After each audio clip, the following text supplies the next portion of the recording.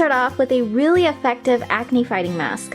All you need is 1 tablespoon of bentonite clay, 1 tablespoon of ground oats, which you can get by grinding whole oats using a blender or a food processor. We also need some water, just enough to get the right consistency, and 4 drops of tea tree oil. And anytime you use bentonite clay, you want to make sure you use a non-metal bowl and spoon.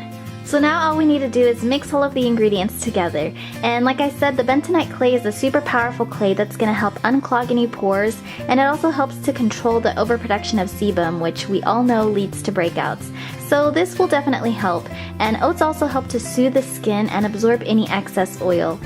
And of course, tea tree oil also helps to treat acne because it has antibacterial properties. So this next mask is perfect if you want radiant glowing skin. All you'll need is 1 tablespoon of bentonite clay, a little bit of water, and 1 tablespoon of honey. So honey is rich in antioxidants and it has all kinds of nutrients, and it just helps the skin glow by retaining in the moisture. And the bentonite clay also helps to nourish and condition the skin by removing dead skin cells and revealing newer, healthier looking skin.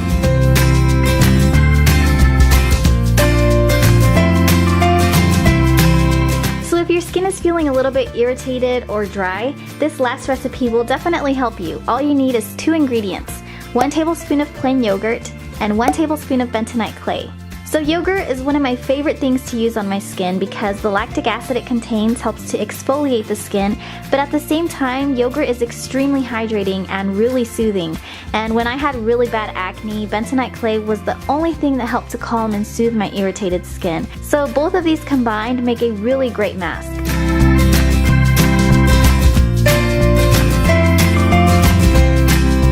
So pick whichever mask suits your needs and apply it to a clean face. Leave it on for 15 to 20 minutes and then wash everything off.